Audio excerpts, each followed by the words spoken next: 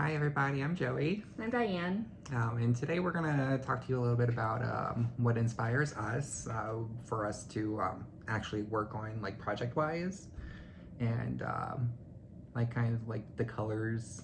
Well, what we see or do that makes us want to create something? Like, When we say or do, like how do you mean? did I say or see? Like, when we see colors, like what that makes us feel or. Okay, yeah, I mean, yeah, that plays. I have moments like that. Mm-hmm. You do? Yeah. Okay. Um, Honestly, it's not just visual aesthetics as like color, but also I love geometry in nature. Mm-hmm. Uh, One time I went to the botanical gardens and there was this. I'll put a picture here for you real quick, but it was these cute little water plants, and they're just kind of floating on the top, and it looks spider webby, but I don't know how to. It was cute. Yeah, it was beautiful. But it's things like that too. Yeah, it was like, I don't want to say serenity in nature, but that like, I'm part of nature, and just kind of that ease of. Mm-hmm. Of it being, even though it's like a plant. I don't know how, I don't know if I'm describing that right, but like, I'm part of this. Yeah.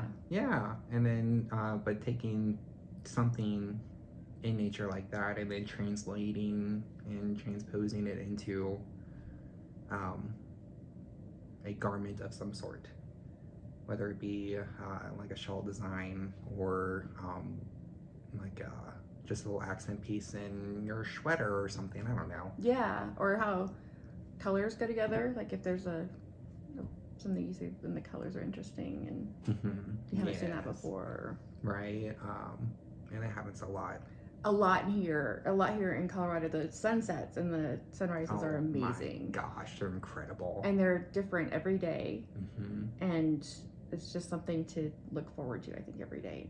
And even when the clouds hit in the sky, because it's really bright here. You typically don't see a cloud in the sky here, but when they do arrive, it's very cumulonimbus and then stratus and cirrus, and it's crazy. And then when the light's reflecting, when the sun just goes down over the mountain and it's refracting over the different edges and hitting up into the clouds. Oh my gosh! Between the coloring, and then just how everything like physically looks, like it's really astounding. And then what I maybe knit something cloudy or mountainscapey? No, but the beauty of it just thrills my insides again and makes my chest flutter a little bit. And I'm like, you know what? I'm in a good mood. I'm gonna knit the other quarter of this round. Of this hat and just get some things done. Sometimes I guess this is the opposite. I don't know if you want to mention other people in our video. I mean, it's a positive thing. I don't know if they would like it, but I think it was the Andromeda yarns. Mm-hmm. We'll get that out if we need to. Okay. But we had yarn up, and the way it went together, it looked like a thunderstorm. Right. Yeah. So I bought it because I want to make like a thunderstorm shawl, like something I would wear when it was raining and moody. Such beautiful work too. Her, what was that blue one called? Was it Rocky Mountain? Rocky Mountain High? Or something like that. Something like that. Yes, I think I have that too. But there was like, I think that one, and there was a gray one, and maybe like kind of a yellowy one that looked like a thunderstorm to me, and I was like, oh, that looks like. So like that. Oh my gosh, that looks like a thunderstorm. I want to make this. That's inspirational, like. Right. Just putting the making the collage. Yeah, and also so this is off topic, but one of my favorite things about fiber arts is that you kind of make art with somebody else's art. Yes, it's a constant process. Yeah. And it ends with you. Yeah. Does it end with you? I don't know. Maybe it ends with the person who gets it. Which, if it's you, then it's you. But if it's a gift, maybe they wear it in a special way, or. Right. What? Go ahead. Thank Good. you. I was gonna say so. I also find I love to read or write, so I like to read too. So I find a lot of inspiration in books, like what I imagine somebody would be wearing. Mm-hmm. And recently have been a little bit on the Sherlock Holmes thing. Right. And that came from being in London and seeing like all the London tweeds and all the interesting jackets and things people, like men were wearing, mostly men, but and the way they mixed like plaids and the tweed, and then what is the other thing called? There's plaid, there's tweed, and there's like not a herringbone necessarily, but like that Heard? yeah, like, and the patterns they use and the way they put them together. See, the more you talk about it, I want to say the more herringbone now, because it's like chevron-y a little bit, but it's not chevron. I think it's herringbone. I don't know if that isn't a category of something though. That I was gonna say like the kind of like a category, like Argyle socks. There's a couple different Argyles, you know. Right. I don't know. Yeah. And then then I went to the Sherlock Holmes Museum, so that helped. And then Noah was wearing that jacket the other day, and just all the things were happening all at once for you. And I'm like, I want to make a Sherlock Holmes thing. Yeah. So you like the more, I don't want to say primitive, but like the more rustic fabrics. Yeah. How will we use that over here? Or like, is that something we could incorporate and promote to people? Like in the bags? Yeah. I like the look of old mail bags, so we can make a bag out of that. It's really sturdy fabric too most of the time. Like most of the time vintage fabric is it was made to last forever, right? Like it's like, I mean, things had to last forever then. And now we have fast fashion and stuff, but like if you made a jacket for your husband and it was going to your son, and your son, like it was, you know, passed down, so it's really sturdy fabric, so you can like, it stands when you are doing your projects and things. And I don't know, it kind of makes me, because you know, I get a feeling off fabric too, it's like kind of makes me feel cozy. Like this is a cozy bag, and this is a modern bag, like no nonsense bag, and right. Yeah. This is like if I'm traveling, and this is if I'm going, you know, to see family or something. Like so you like bags too? Yeah. I feel that. I know it's hard to make them. So I've been making so many, but it's hard. It's kind of hard for me to make them because I'm like, oh, but I want to keep this one. I mean, I can't keep every bag. Right. Same way with the yarn. I know. You left all this yarn over here. Yeah, I know it was a little sad. It left. Yeah, he was on the phone with his cousin yesterday and FaceTiming, and he was getting really excited, telling her all about it. And he went into the yarn room, and he's like, "It's not here." Oh no. He took it over already. That yarn.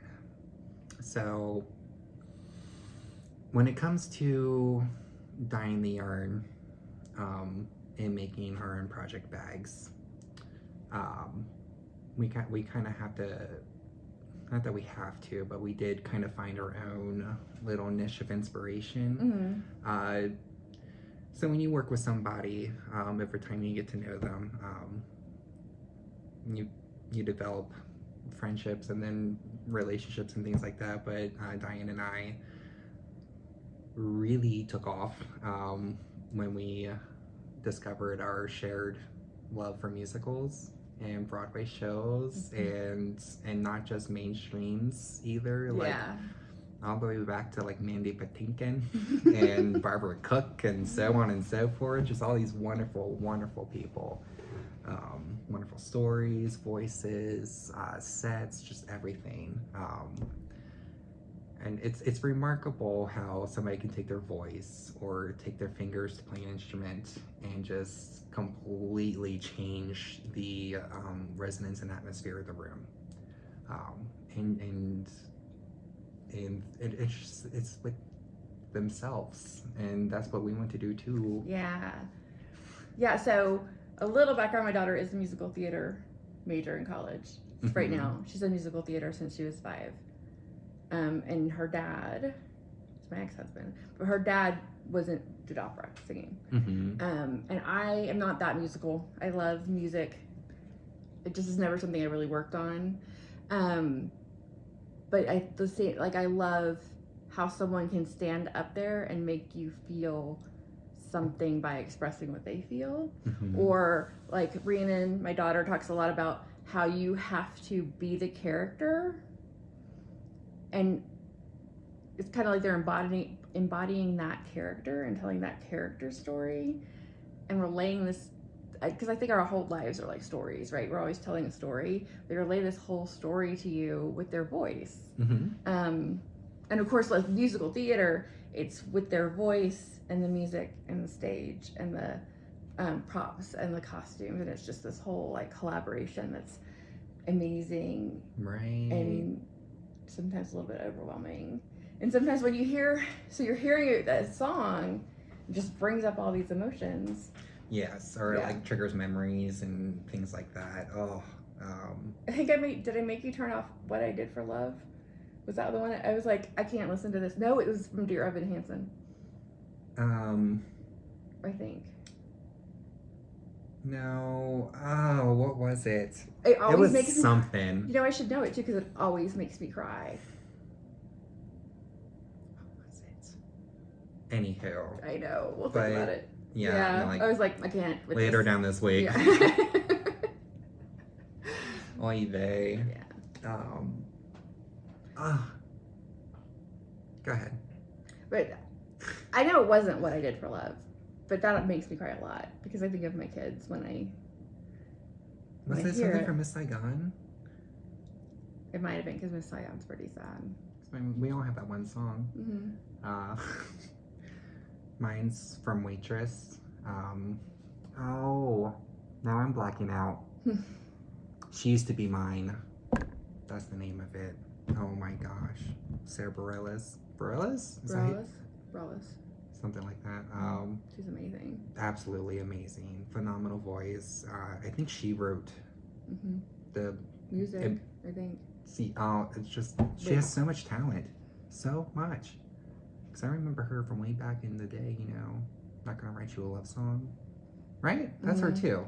One of my favorite songs that I used when I used to run, and I used in my running playlist, was King of Everything. Oh, that was a good one too. And it was kind of when I was going through kind of a breakup, so it was appropriate.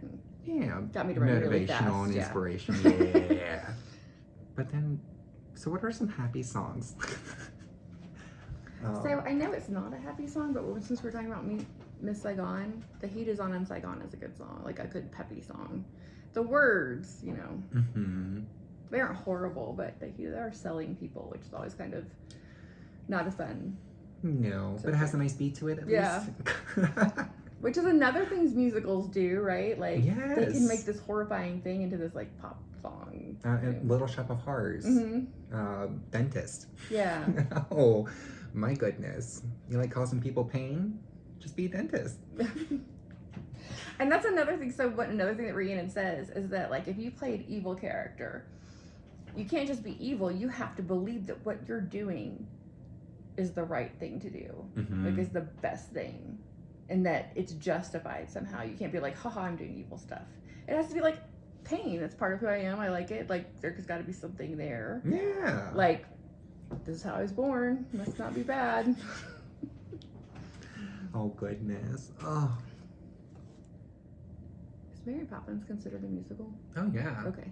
It's on Broadway. I thought it was. Like, I was like, I think it's considered a musical. I consider probably a lot of things musicals that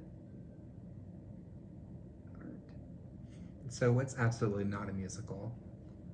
Glee. Glee. Okay. I don't know. But did you like Glee? I like some of it, yeah. Some of it. It got kind of weird. I think we didn't say that it did. So it came out the year I graduated high school. So it was something for me to start watching as I go into college and everything. So I liked it because a lot of it was relatable, and also the music was from my radio presets when people do that.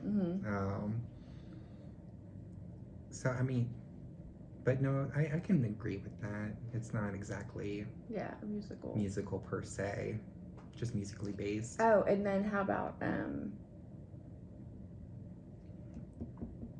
I think Anna Kendrick is in it. Oh, Pitch Perfect. Pitch Perfect. That's not a musical.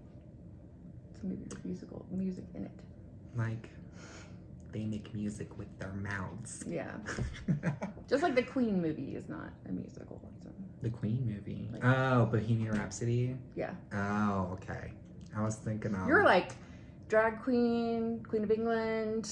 Like, which queen are we talking about? I was thinking of like movies like the Iron Maiden. Is that the one with Meryl Streep in it?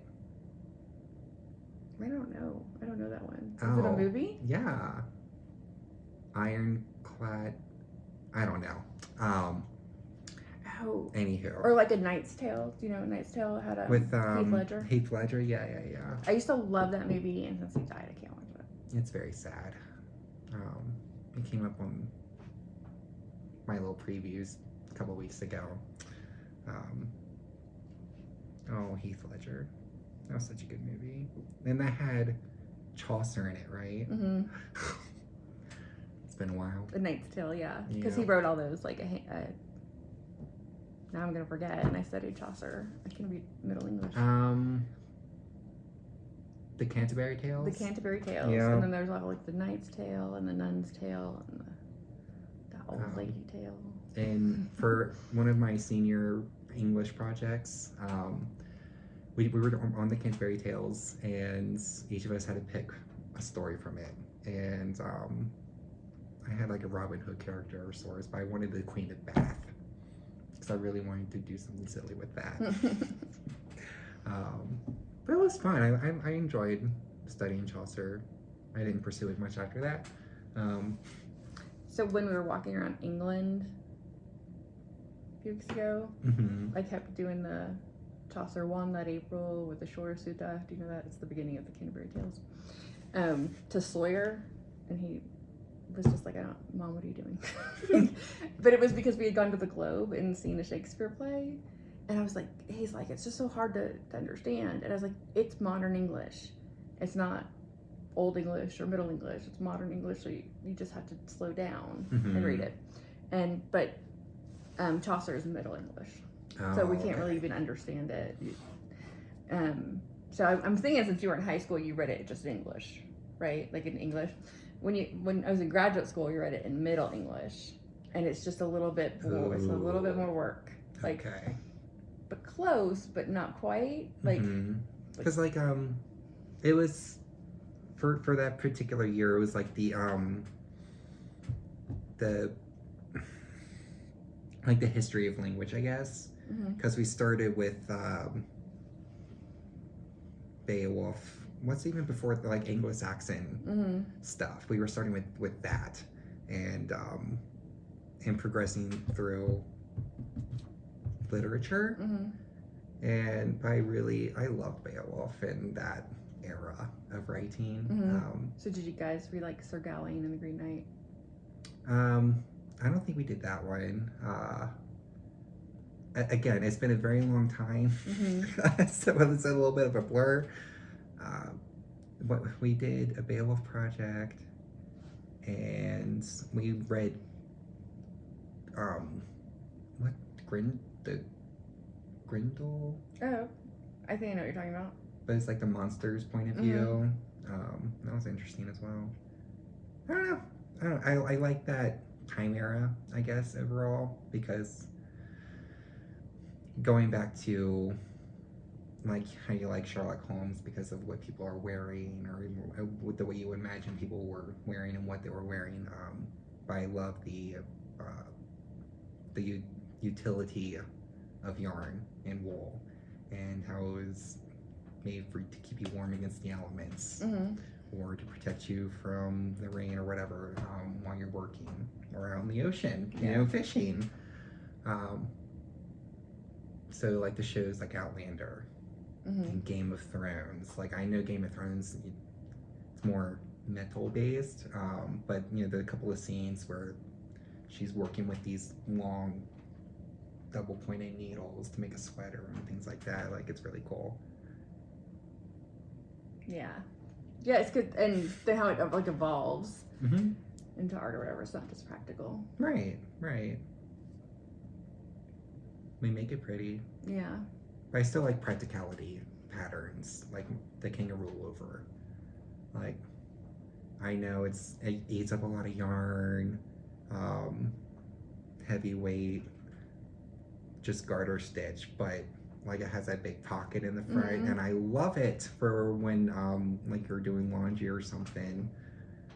You just a couple of things are dropping, and you just shove it into your pocket real quick. Or when I was go visit my mom and just go in the chicken coop in the morning real quick and just grab some eggs and put them down into the pocket. Like, it's I love utility patterns, and that's what a lot of those garbs were back then. More utility, not this.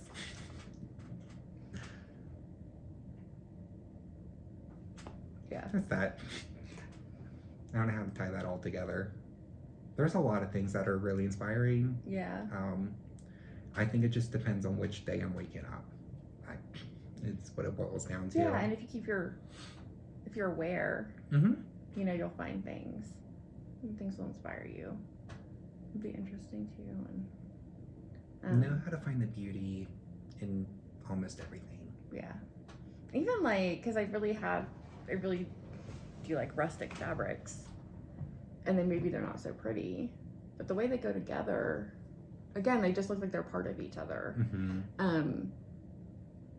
And it looks like some of the things we're making they look handmade. And that's okay. It's like synergy. Yeah. It is synergy. Yeah. Like someone took time to make this for you. It doesn't mean it's bad or, you know, it's not as good as store-bought. It's made for you. Mm-hmm. And so it has a lot more meaning than just if you just bought a bag that was mass-produced. Right. That somebody else is going to be walking around the street with and whatnot. I love having those moments where I go to the mall or something and somebody's wearing the same shirt that I had. I'm like, well, I gotta burn that now. I thought I was cool and unique. But no, like, but bringing back those vintage fabrics. Yeah. We're gonna rock it. Mm-hmm.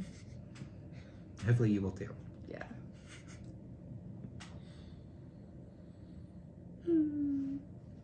Every once in a while we have to have a pause, right? Yeah.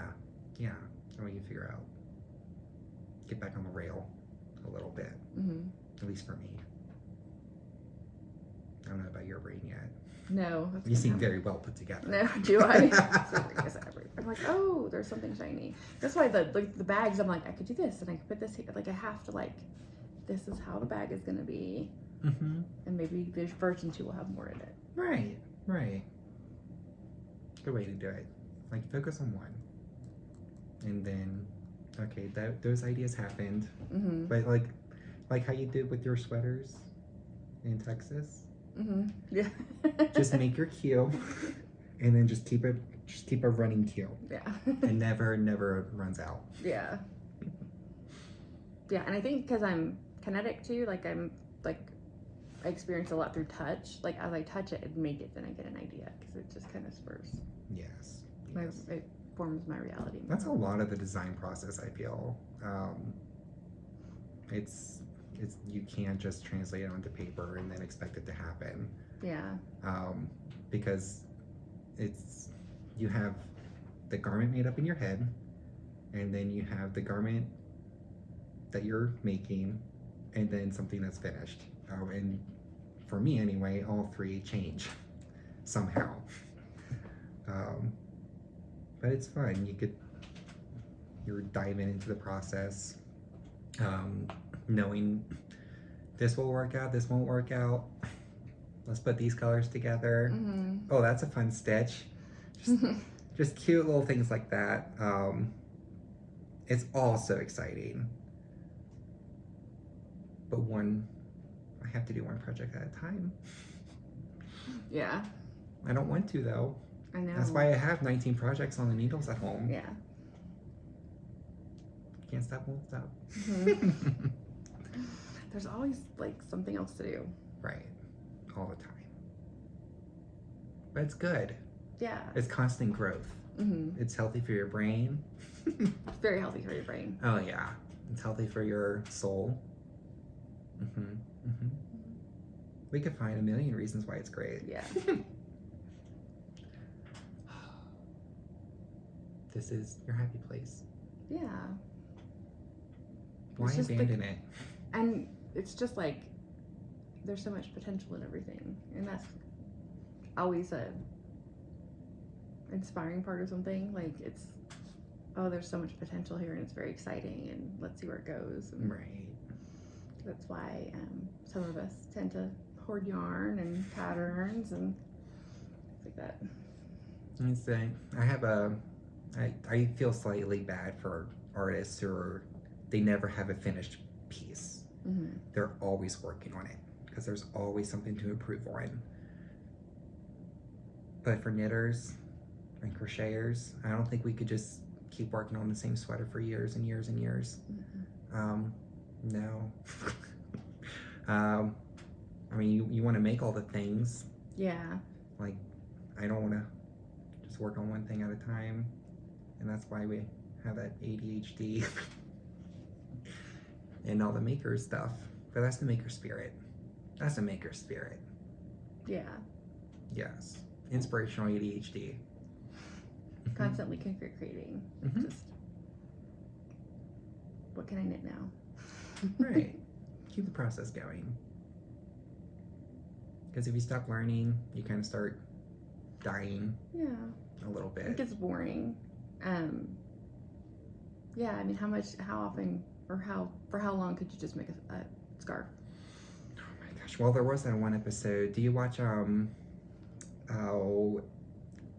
that Dickinson show? Emily Mm-mm. Dickinson? No. You know, I think Rena and I watched a couple episodes, but There was one part where the sister, it pans to her and you see her knitting a scarf, and then she stops. She's like, "Wait, have I been knitting all day?" And the camera veers behind her. It's like the whole scarf is just going around and throughout the house. And I'm like, and you still have the same ball of yarn. I feel like that's not going to happen in a day. Right. No Like, matter what you're doing. oh, but it's such a great show. For a knitter, because that sister like has constant knitting projects going throughout the entire show. Have you ever? So this is like a British show, and I don't think it was very popular, but it's a cute show. I think it's called The Cafe. So I watched a couple episodes of it, but I had to stop because there's this one character, and she's just knitting. I don't even know how she's getting what she's getting, Mhm. but like she's just knitting and talking and knitting, and like there's a big hole here, and it's like kind of going this way, and I'm like, I don't know, wait, like I Oh get my panicky when I gosh. watch it. Like, what is she doing? Oh my gosh! Like, I'll send you. Do you watch Absolutely Fabulous? no, but I want to. That's on my list. There's one scene where the grandmother's knitting, and there's holes in it and everything. So I'll have to send that to you because it was so funny. Oh, Well, on Saturday morning when I came up with my Sherlock thing, I had to go see if Sherlock Holmes knitted yeah. because I was like, I think I've seen like movies and stuff where he has. It would make sense because with his diverse thinking patterns, you would think that it would help him focus. But also, like, I don't remember what my friend commented on, but she said maybe he would probably have knowledge of it, which would make sense too, especially if we go back to when it was actually written. And you know, you see one of your suspects is wearing a Fair Isle. Well, that's probably because they're from Fair Isle, or if they're wearing a Shetland sweater, they're from the Shetland Islands, and things like that. So that'd probably be a Sherlock Holmes thing. But I did find a Benedict Cumberbatch version of Sherlock knitting. Yeah. Yeah, I was very excited. He's knitting. I have to go see that picture. Yeah. I love Ben. Yeah. Can I call him Ben? Oh, well, for right now. Huh. Oh, I think my friend also said John Watson probably showed him how. I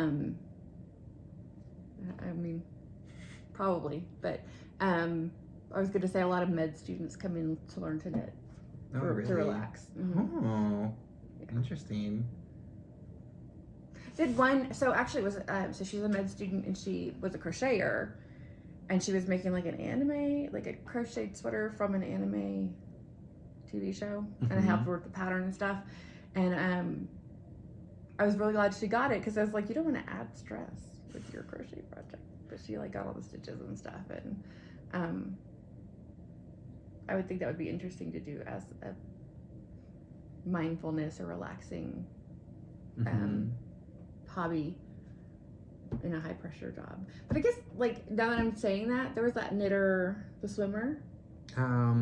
Yes. The Olympic guy. He's actually coming out with a book at the end of the month, I think. Oh, Yeah. That's cool. Like a design book. Awesome. Like his Olympic patterns, or I don't know. we'll have to see at the end of the month. Yeah, I think I pre-ordered it. And then when we were talking about when we were looking for musicals and stuff to base things on, oh, and then Angela Lansbury died, said that this was like coincidental. Yes. I found all these pictures of her knitting backstage, and then there's pictures of Audrey Hepburn. She knitted. Oh yes. Yeah. And Marilyn Monroe. I don't know much else. Yeah, me either. Oh, Ethel Merman was a cross stitcher. When she and somebody else were doing Gypsy. You know, you have the one actress, you know, very really prepping herself, closing her eyes, meditating, and just thinking about all of her lines. And the guy's like, are you okay? You gonna be all right? She's like, yeah, I'm just thinking about this. And looks at Ethel, and Ethel's cross stitching. And Ethel, you right? She's like, I know what I'm doing. Oh my gosh. Yeah, it's almost like it would occupy that part of your brain that would give you anxiety. Right. Because it's not that it's hard work. It's just the amount of focus that you actually do have to put into it, which is kind of surprising. But it's the perfect amount of distraction. Yeah, I don't know if you do, but I normally have like a project that's harder that I have to concentrate more on, and then a project that I can take with me places. Social patterns, and then by yourself patterns. Self-healing patterns. Yeah. So something that's like occupying you or releasing your anxiety, and then something that's helping you grow. Almost like. Yes, definitely. I just try to find all the hard projects I can. I can see that. Nothing's very social and take it around with me. But you do knit like wherever we go, so. A little bit here, yeah. Or I at least like to look the part. I can carry my bag. You were knitting those socks. Oh yes. Now those were social friendly. Okay. Because it was vanilla, and I was already past the heel or something, or getting up to it. That was a little while ago. Did you finish those? No. I think I have like 56 grams left of the yarn. It's a DK weight, so it's not like I can make an ankle because I only have the one skein. So I have to switch to the other sock and get that started, and then match it up. Oh, okay. That way I can try having like this much ribbing, hopefully for each. And then I need to get inspired to mend my sweaters. Like this guy here. I still wear my stuff, but we have a puppy. And puppies do things. But we can't do things to said puppy. It's not like you can like sit down and reason with them. Nope, you cannot. They're like, that's to chew on. That's what it is. But that'll be a fun video too. Like, and just sit there all day. And repair everything. And just repair everything. Yeah, Yoshi, who was here a little while ago, but she never really chewed on stuff. I think dogs are just different. This one, I've never met. Granted, we've only had Chalk out. We had Hunter there for a little bit, but he He dug into everything else, so that was fine. Mm-hmm. Just not the yarn stuff. But Rigby loves the wool. He loves the wool. I gotta fix this one. My other sweater. He tore up the collar. He ripped out the heel of a sock. He ripped out the brim of a hat. And I want to say that's it so far. Knock on wood. For real. Yeah, so if you're really into mending things, and if you've done it and recorded it, drop a line down there. Help a guy out. That would be a good class though, or while we're doing social stitching, we could always invite somebody who can fix stuff, because Right. I have to look at videos every time or try to figure it out. But I also think it would like if you're a fixer, I feel like you kind of have those tools with you. Yeah. Kind of like how as a knitter you keep notions X, Y, and Z with you at all times. Hopefully we can find a fixer around here. Yeah. Like I can pick up some stitches here and there, but when it comes to stuff like this, a little bit more, that's a little beyond me right now. Just for now. And I even get nervous just thinking, because I don't know exactly how you fix that, but maybe pull it back and like. So this one's going to be interesting because this is the cast on and it goes up here, and I find trying to rip out from underneath instead of from above doesn't exactly work. So I'm probably just going to have to cut this whole thing out and just hope for the best. That way to see that, and that would make me nervous. Like I'd be like, can I just roll it up for the rest of my life? Or like, should I risk like cutting and that? Like if it was non-super washable, I just felt it and call it a day. Yeah. But we can't do that with this one. But that'll be another time. It's still nice to wear. And you really don't know unless you undo that. Right. You wouldn't have known unless I wrote it all down. I didn't know. I'm sitting right here. I can't believe we're at 40 minutes. Are we? Mm-hmm. Oh, we're doing so much better than we were the other day. Right. No kidding. Yeah. Oy vey. I mean. Oh, Yoshi, you want to say bye too? Ugh.